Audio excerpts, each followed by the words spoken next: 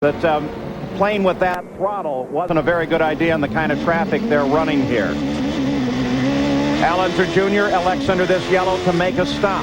That certainly gets him to a third stop in this race, and that's part of what they're thinking about in the Penske pits. As the green flag comes out to Paul Tracy, a full lap on the rest of the field. He is still setting a blistering pace, well above the record despite the yellow. Which so far, Paul, means that Roger Penske has decided to try for a two-stop race. Otherwise, he would have come in this yellow. So everybody right now that we can see that's going really fast, leading this race or trying to, is going for a two-stop race at the moment. You drove for Penske for a number of years. For him, that's not really a gamble. That's the way it ought to be played. Oh, that's for sure. Penske, what a lot of people call a gamble, is just normal for him, Paul. He just likes hanging it out, and he loves watching Paul Tracy. Everyone's been wondering how it's going to be with Rick Mears gone. Let's take a look at this, because the indication was that Mario got in trouble here. Keeping an eye as he came in. Boy, he sure did. As he came in and got into the back end of Ross Bentley's car, the 39 car there. Ross just moved right over into it. On, yeah, and the green flag remains out. You know, Paul, usually that causes a wreck right there. It takes a guy with Mario's experience to be able to touch tires like that. You saw how much smoke came off of it and still keep control. Roberto Guerrero. He continues to run well in fourth place. Let's give you the order again. Paul Tracy, Scott Goodyear, Emerson Fittipaldi, Roberto Guerrero, this 40 car, and Robbie Gordon. Roberto Guerrero needs a solid finish here today. He had a brilliant win, his first win ever in IndyCar racing here back in 1987, but then he was injured at the end of that season. He's never really been the same since. He had that brilliant pole position at Indy last spring, but then, of course, he spun out before the race even began. He needs a solid finish to begin to build a season around, and he might be en route to that right now. You know, everybody will remember him as being the guy that started on the pole in Indianapolis last year. Scott Goodyear into the pits. He's made one stop already, so this is unscheduled. And he's coming in too slow, Paul. There's something wrong with Scott Goodyear's car. He was the pole sitter. He's in the pits now, Gary.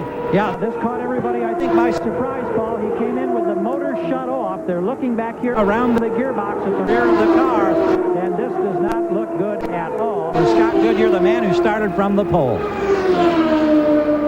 Terrific young man, former driver school instructor, with a great future expected in this sport, Sam. He was the Ford engine sandwiched between two Chevys. Now the top runners are all Chevys, as we see Rahal make for the pits. Bobby Rahal comes in as well. Of course, he's been struggling with his car throughout the day. That's going to make Scott Goodyear dropping out, is going to make Jim O'Donnell from Canada really feel sad, and all the Canadian people that are watching this race today. Rahal eked out a sixth place in Australia, but here I think he's in deep trouble, and his chances for defending his championship right at this point do not look really good. But again, Sam, I think that's something that Bobby Rahal has decided he's going to live with until the new car can come in. Listen, Bobby Rahal he has taken the lead in getting his own chassis. He has a deal with Honda coming in the pipeline. A new car, as Bobby said, by mid-season. He is very much his own man with a great future. This is a temporary setback. And he's turning Columbus, Ohio into a major race car development center. He's using the Ohio State University wind tunnel and everything. You know, part of that is he's an American. He would really like to see there be an American-made car, because all of these cars, with the exception of Rahal's, are made in England. This is a Canadian, English-made Penske car, Chevrolet Power. Paul Tracy is running way ahead of the field. You're taking a look here, though, at his teammate Emerson Fittipaldi, who is in second place and doing everything he can to catch up. Let's go to Gary Gerald. Indication as they work now around the gearbox on Scott Goodyear's car, they believe they have a stripped gear. That's why he's in, and it's going to be a long time. Whether or not he can even hope of getting back out, any chance to win now long gone, obviously. Stripped gear, believed to be the gremlin for Goodyear. Lynn St. James, the 90 car, runs in 20th place.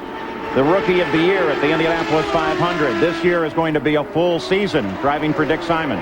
Lynn was just recently married to a man who is a real estate developer with big plans for a ski resort up near Boise, Idaho. So she's going to have a very, very full life with the full season that you mentioned she has and all the other things going on in her life. Quite a learning experience for any new driver, and there were 9 of them that took the green flag here in an IndyCar for the first time, Lynn among them.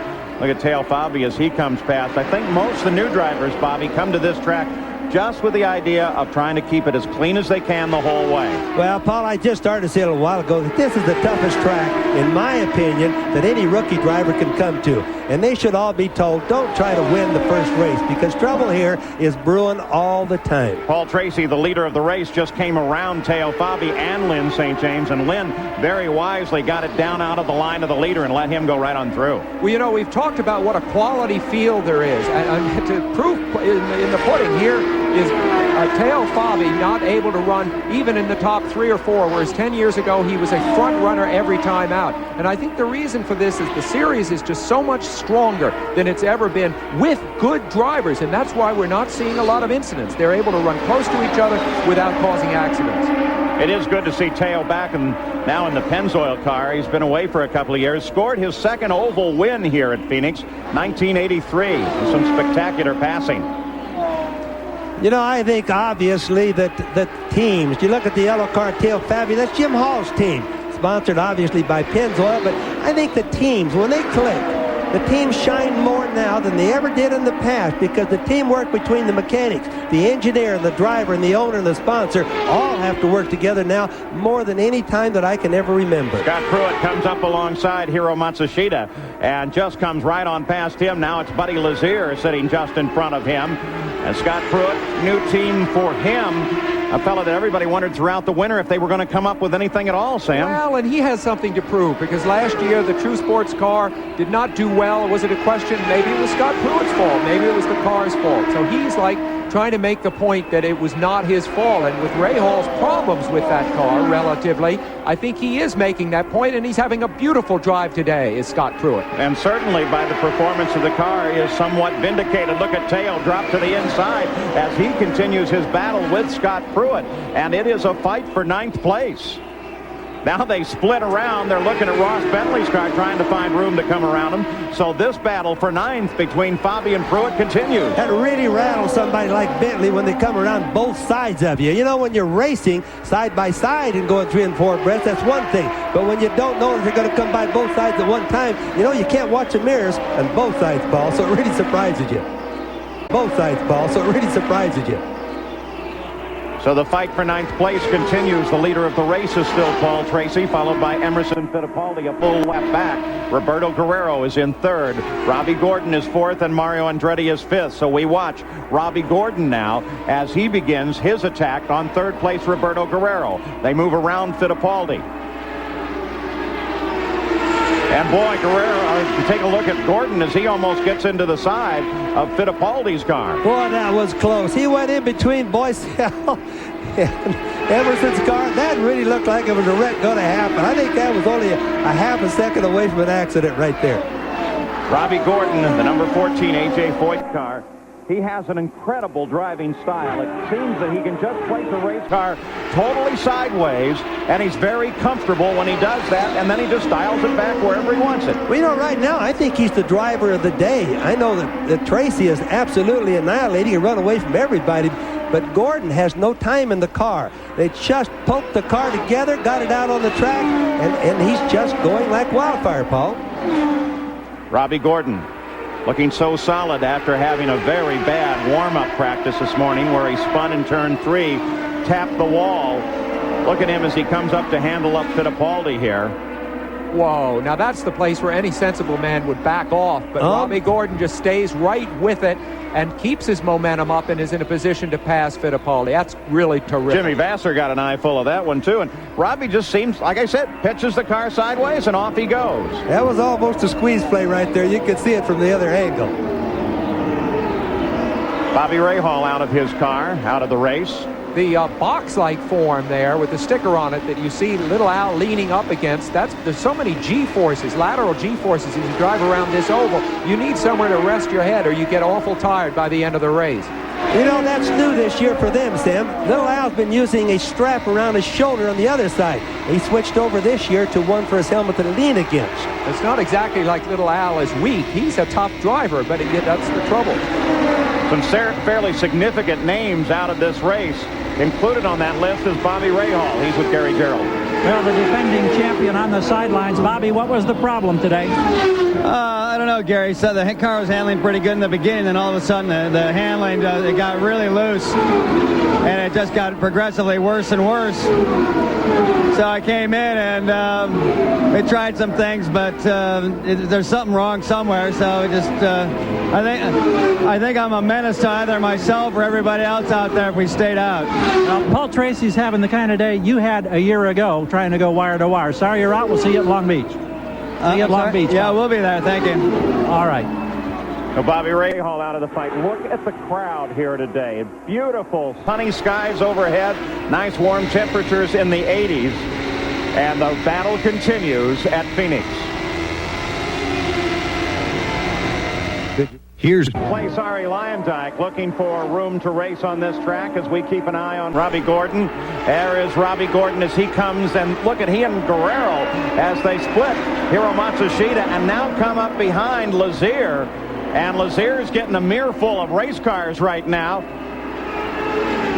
Paul Tracy in the pits. Jack Aruth. And Paul Tracy comes in for what they hope will be his final stop of the day. If they've worked the calculations properly, he will not be back. They take on fuel, they take on tires. Paul has made no changes whatsoever all day. He wants to win this because it's his father Tony's birthday. A little over 15 seconds and Paul Tracy back to the fight. Still a lap ahead of the field, though you can lose that lap very quickly here. Here's Ari Lyondike. He runs in 11th place as he comes alongside Matsushita. Dials it down. He wasn't happy with being forced down near the grass on that one. So Paul Tracy has made his stop. Maintains the lead in doing so. 134 laps complete right now. He made the stop on lap 133. Bobby, can he make it to the finish? Well, I just figured it out, and he can. I think it's going to make it. If he doesn't have some sort of a problem, he's going to have a lot of lead. He'll be able to turn less RPM, turn down the boost if necessary. Should have no problems. He averages 148.7 miles an hour, 10 miles an hour over Roberto Guerrero's record. And his closest pursuer is his own teammate, Emerson Fittipaldi, who now comes into the pits. So Fittipaldi in for a stop, Jack.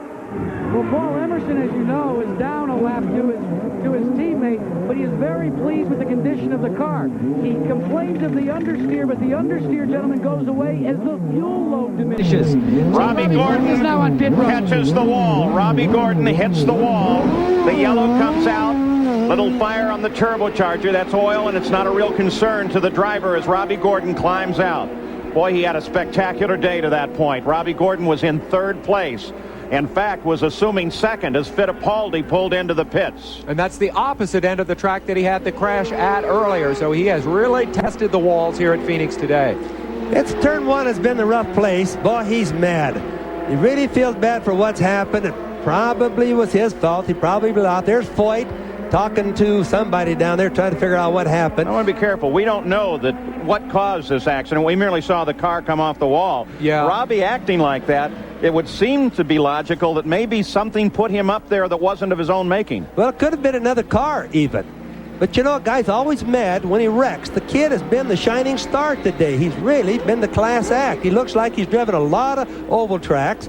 I just think he's been the class act today all the way around. Well, as he headed across the start-finish line, he picked up second place going into turn one, and then he got into the wall. Mario Andretti now under this yellow makes a stop, and this yellow certainly going to help any plans that the Penske organization had of going to the finish on just 2 stops. Well, it's going to help some of the other guys, but unfortunately, I think for them that the Penske cars are too far ahead of them, Paul. I think they're still going to lose from it. Mario Andretti comes out on the access road, joins on the backstretch as the rest of the field in the Valvoline 200 now circulates behind the PPG pace car. We're under yellow for the second time today. At any one time. So if an IndyCar team can come up with a way that one crew member can do more than one operation, it'll save time. That's the case with the vent man. When he goes down, this is called the vent hose. You can hold it down with one hand. It releases pressure out of the fuel cell to allow the car to be fueled. Now, the other thing is the air jack actuation. This is what's used. There's 350 pounds of pressure that come in this end, and this has to be done with one hand to raise the car. So as he puts this on, there's no pressure, and then raise it, because there's a special bleed valve in this that allows that to take place with one hand. Now, he can take his hand off. I can actually pull on this hose, and that is locked down. Until the crew chief comes